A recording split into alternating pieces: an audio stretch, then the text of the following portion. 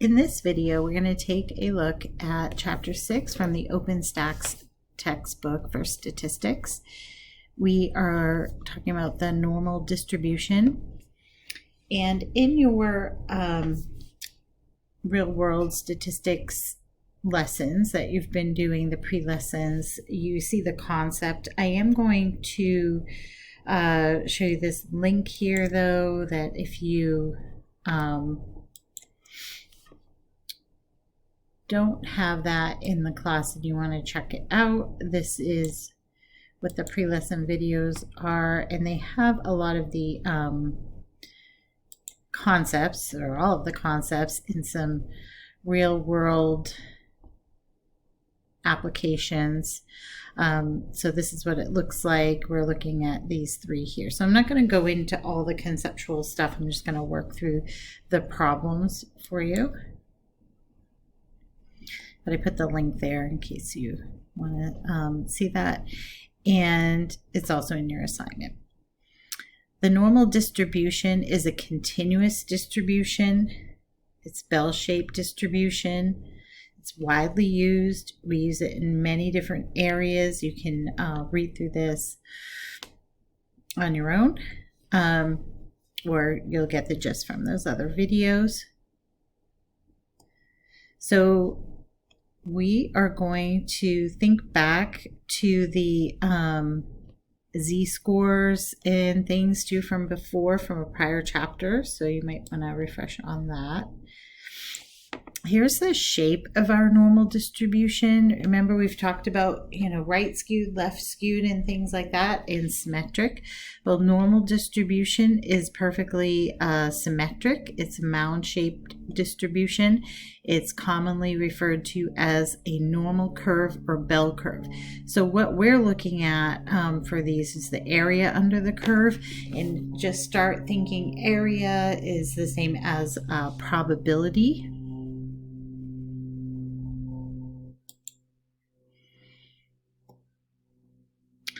When we look at the center of the normal distribution, we have that at the highest point, it measures our central tendencies, and they are all equal, where our mean, median, mode are the same, and it divides the data into equal parts. This is a review of what you've done before. The most common way to measure the spread of a normal distribution is with the standard deviation, or the typical distance away from the mean. The standard deviation indicates the distance from the maximum peak of the data because of the symmetry of a normal distribution. So you can see here, if we have the larger our standard deviation is, the more spread out our data is with this bottom line here. And the smaller it is, the more peaked.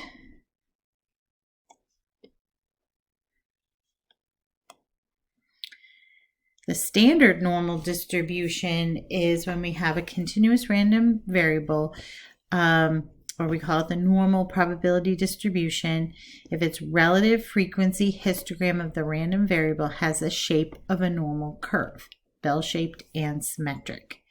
We can standardize that by finding our z-score. We take our random variable, we subtract our mean, and then divide by the standard deviation. So that standardizes them for us, so then we can use this to find a variety of information. The random variable z is called the standard normal distribution, and it's measured with the units of the standard deviation. So just think back to our prior lesson, but let's go through this one and make sure we all remember that. What is the z-score of x when x equals 1 and we have random variable x and parentheses 12, 3 question mark. So we'll go through what that all means. Okay, so this notation is probably a little different than you've seen before. We note this capital X and then this little tilde symbol here is saying that we have our mean, is that capital N parentheses, and then 12, the first number, is our mean, and then comma 3 is our standard deviation, close parentheses. So when we plug that in, we're going to use the same formula up here. Z equals X minus mu, all divided by standard deviation. So we're going to plug those values in. We could do it out by hand, and then I'm going to show you how to do it in the using technology. So if you want to go ahead and pause the video and plug into this formula.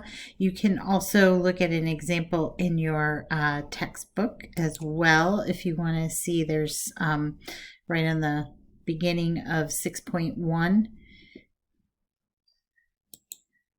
There's an example here in the layout of all the notation, and then walking you through an example so you can try that on your own, or just kind of do it with me when this is different numbers, but it's the same process. So I've plugged in the values and written it out for you to see the steps. Z equals 1 minus 12, all divided by 3. Make sure you hit the equals before you divide by 3, or use parentheses around your numerator. And then that will equal negative 3.666, so on and so forth. And we generally round the z-score to, get that in there, 2 places.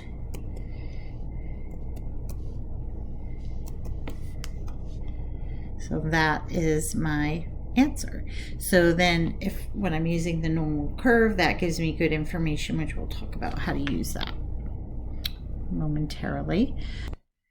If you wanted to use technology for the z-score, you can just use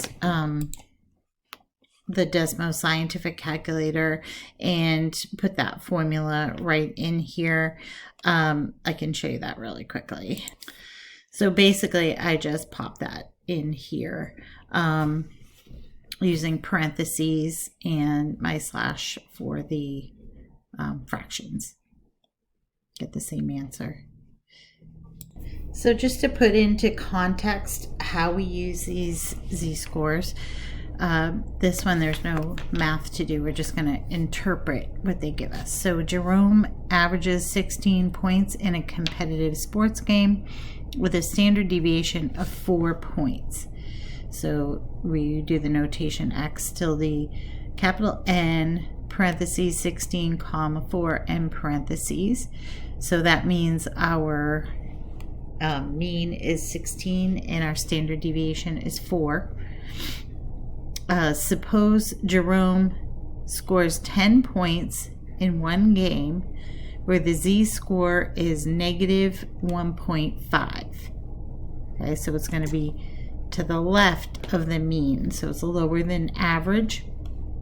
When x equals 10, that's what z is going to be. Interpret this result with respect to the mean and in context of his competitive sport game. So all this is saying that value of 10, that score of 10 points, is below average by 1.5 standard deviations.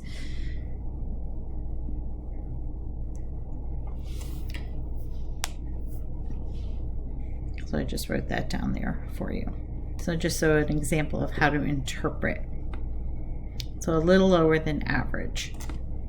If you don't have that z-score, it's a little hard to tell. It's kind of equate to, I guess, figuring out percentages and things rather than raw, numbers, so that you can have a relative comparison.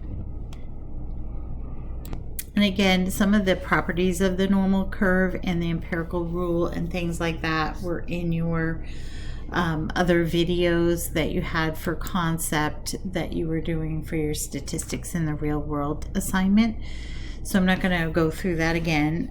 Hopefully you've watched that. If not, go back and check that out. That'll help you. Or maybe you just want to read about it in the book. That's fine too. So here's our properties. I'll go through really quickly. Property 1, the curve has inflection points, the points where the graph changes curvature at 1 standard deviation from the mean. Property 2, the total area under the curve is equal to 1. So it's just like our probability distributions. That's really what this is in essence. And they're all going to add up to 1. And area, start thinking of that as synonymous with the probability of something. Property 3, the area under the curve to the left of the mean is equal to the area under the curve to the right of the mean. So you have 0.5 on the left and 0.5 on the right. Property 4, the graph tails off towards the horizontal axis on the left and right. Property 5, in addition, the empirical rule holds. So just to see what that is and how that lays out.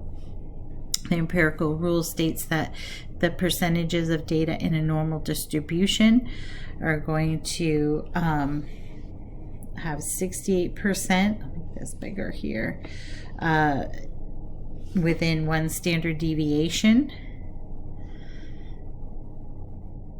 of the mean, plus, and minus, and then 95% is in this region there, and 99.7% is within 3 standard deviations. So that doesn't leave much for these little tails. Those are the ones that would be less common, pretty unlikely to occur. I actually really like this picture a bit better. We have the percentages shown here that we have 34%, 1 standard deviation below, and 34% above, and so on and so forth. So it just shows everything in the chunks, and then you can add it up. So let's look at an example we had back in a different chapter, back in chapter 2. So this is example 6.3. And we're going to look at this, I think it was costs of some canned goods or something. So we had $3.99, $3.79, $3.59, $3.75, and $3.29. Using the standard deviation and mean, we have standard deviation is $0.26, and the mean is $3.68. And assuming normal distribution, find the prices of peanut butter that lie within 1, 2, and 3 standard deviations from the mean. Interpret your answers in context of the empirical rule. Okay, so if you recall back when we back in chapter 2, we had to find the value of an x value, and we would just add that standard deviation times the number of standard deviations onto the mean, and we could find that. Or we would, if it was negative, we would go the other direction. So in this case, that's precisely what we're doing here. We are taking and adding z times sigma. So we're going to just add on the number of standard deviations, which is z, and the standard deviation, we're going to multiply that here like I've done, and add that on or subtract it. In this case, we want to get an interval, so we're going to do both. So to get the values that it's in between, we're going to need to do both for this one. So we'll get the upper value here, and that comes out to be $3.94. Just make sure you follow your order of operations, or use parentheses in here. Maybe, put some other brackets just to be sure. And that will give us our upper bound. And then you just do the same thing, but subtract. Make this be a subtraction here to get that lower value. Okay. And go ahead and figure that out on your own. And I'll do that here. I get 3.42.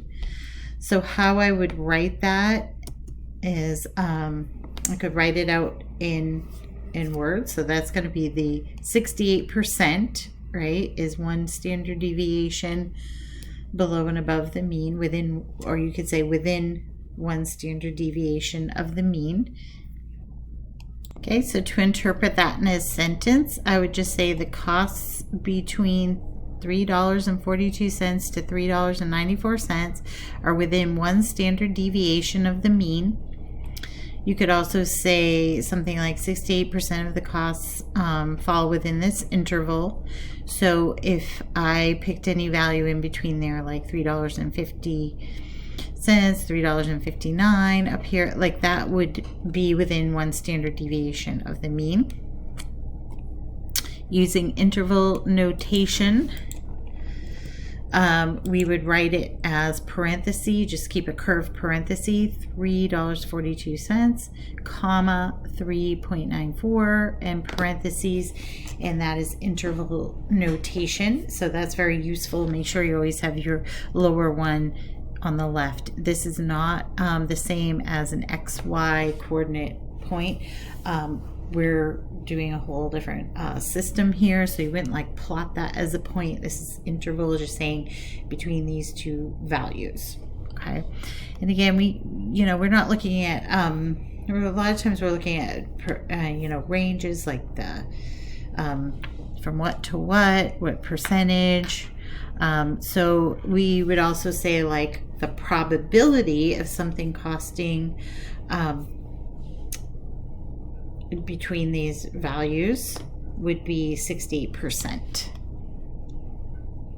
So go ahead and try the other two on your own. It was asking also for 2 standard deviations and 3 standard deviations from the mean, and just go ahead and jot down your answers, and I'll put the answers here, but you should be kind of writing out your steps or showing your calculation or a sentence in some way, shape, or form to turn in.